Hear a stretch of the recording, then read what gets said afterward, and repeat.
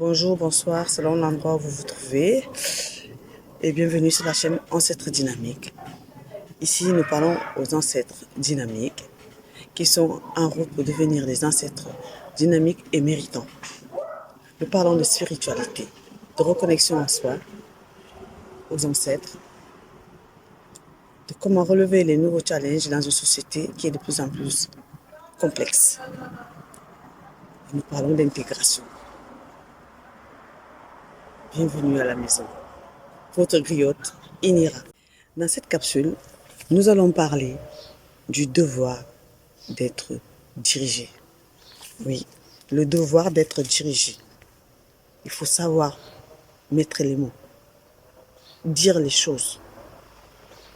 En matière d'intégration, il y a une partie de la population qui doit accepter d'être dirigée. Ça veut dire qu'elle accepte d'être manipulée. Parce que tous les dirigeants, tous les guides, tous les chefs sont obligés de le faire. C'est ça, manager. C'est ça, gouverner. Tant que c'est dans la bienveillance de sa population. Mais non, à la population, il faut accepter d'être manipulé. Ce n'est pas à se soulever pour se soulever. C'est de se poser la question, pourquoi on se soulève? Si on a un guide bienveillant, si on a un guide qui travaille pour l'intérêt de tous, pourquoi on devrait lui mettre les bâtons dans les roues? Ça n'a aucun sens.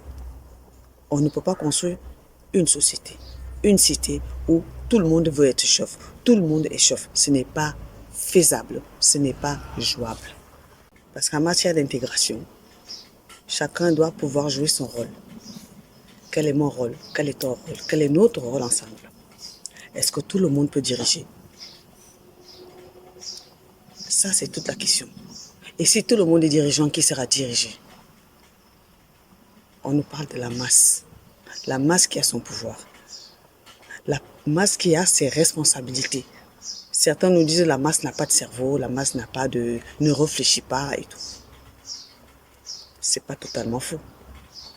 Mais c'est non plus totalement vrai. Tout dépend. Parce que nos ancêtres recherchaient quelque chose de particulier. L'équilibre. En toute chose, trouver l'équilibre.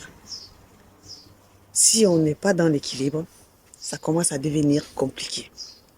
Autant de manière naturelle, un guide s'impose, autant de manière naturelle, la majorité d'entre nous trouve normal qu'il y ait quelqu'un qui leur tient la main. Ça ne veut pas dire que cette personne-là, elle est plus importante que la masse, non. Parce que son existence, son rôle est dépendant de la masse. La masse, tout le monde peut faire partie de la masse, mais tout le monde ne peut pas être guide.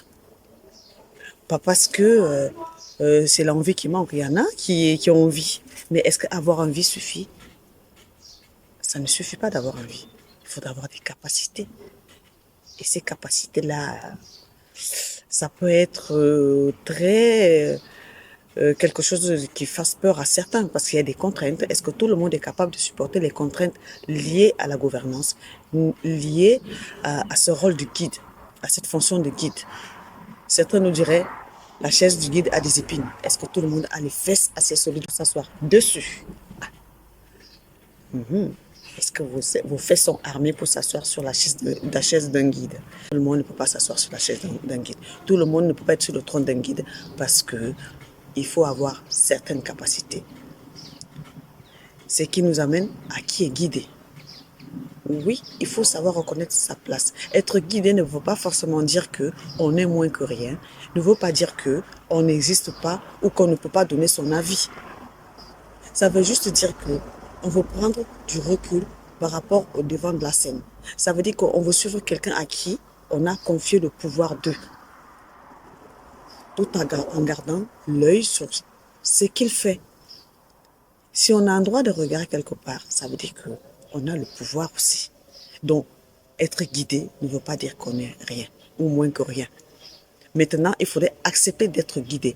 Une société où tout le monde veut guider, tout le monde veut être gouverneur, ne peut pas marcher. Ça fait beaucoup trop de commandants pour un seul bateau.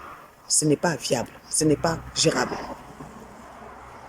De ce fait, acceptons d'être guidés lorsqu'on n'a pas les capacités d'être le guide. Mais ça ne nous empêche pas de donner notre avis ou de participer à notre niveau pour que le guide puisse mieux faire. Parce que c'est le challenge quotidien pour toute société qui veut évoluer, qui veut avancer et qui veut que toutes les composantes de cette cité-là soient épanouies. C'est de ça qu'il est question. Il n'y a pas de honte, il n'y a pas de rabais, il n'y a pas d'humiliation à être guidé. Ça peut aussi être un honneur. Hein. Vous savez, être guide, c'est être l'esclave des autres. Parce qu'on doit réfléchir pour eux. Qu'est-ce qui est mieux pour eux, mais en accord avec eux-mêmes. Pas d'imposer, j'ai décidé que, sans avoir pris la vie des autres, sans se poser des questions sur qu'est-ce qu'ils vivent au quotidien, qu'est-ce qu'ils ressentent au quotidien, comment ils le vivent, est-ce qu'on est toujours en adéquation avec les aspirations du peuple, avec les ressentis du peuple, avec le quotidien du peuple. Parce que le problème, quand on est guide, c'est de se couper des réalités. Quand on se coupe des réalités, on n'est plus guide. On devient autre chose. Dans les commentaires, dites-nous comment on appelle ceux qui sont coupés du peuple et qu'on ne sait plus comment les appeler et qui ne savent plus ce qui se passe de l'autre côté de la barrière.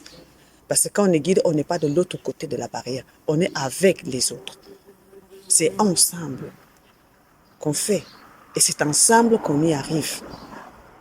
Alors, à un moment, lorsqu'il faut organiser, il faut savoir être aussi guidé lorsqu'on n'a pas le rôle, la place de guide, de chef. Avoir l'humilité et l'honneur parce que pour moi, c'est aussi une place honorable. Tant qu'on se prend en main, tant qu'on regarde dans la même direction, on chemine ensemble. Ben oui, parce que autant on compte sur celui qui est devant, autant on compte sur ceux qui sont derrière. Parce qu'il faut que ceux qui sont derrière sachent que celui qui est devant moi, il prend des risques énormes. Parce que lorsqu'on défend la masse, on prend des risques énormes. Ça veut dire que la première balle, elle est pour celui qui est devant. Et qui est devant? Le guide, le chef. Il faut qu'il se sente en confiance, qu'il se sente accompagné, qu'il se sente protégé parce que autant il protège la masse, autant la masse le protège. Donc, sachons organiser. Et lorsqu'on est de ceux qui font partie de la masse, sachons parler d'une voix, sachons nous lever comme une seule personne. L'erreur, c'est de croire qu'on peut faire seul dans son coin. On ne fait plus seul dans son coin. On ne peut plus faire seul dans son coin. C'est avec les autres. Et quand on fait avec les autres, il faut mettre de l'eau dans son vin. Parce que ni toi, ni moi ne sommes parfaits. Nous essayons juste de faire mieux qu'hier. Bien sûr, mieux qu'hier. Et c'est ensemble. Donnons de la voix à ceux qui sont guides. Et vous, guides, ne soyons jamais, évitons d'être de l'autre côté de la barrière. Parce que si on est de l'autre côté de la barrière, on ne voit plus rien de ce qui se passe. On est coupé des autres. On se retrouve dans une bulle. Quel temps il fait dans cette bulle? Allons savoir. Alors, la masse n'est pas inutile. Soyons disciplinés. Et cette discipline, elle va de la survie de tous. Accepter d'être guidé. Tout en restant vigilant. Tout en étant aimant. Parce que être vigilant sans être aimant, ça peut aussi être maltraitant pour le guide. Ah oui, tout le monde peut être maltraité. Mais comme nous ne voulons pas être dans une société de maltraitants, alors on fait corps pour être derrière le guide. On fait corps avec les autres lorsqu'on est guide. Parce que c'est ensemble que nous faisons. Et c'est ensemble que nous allons y arriver. Je nous aime.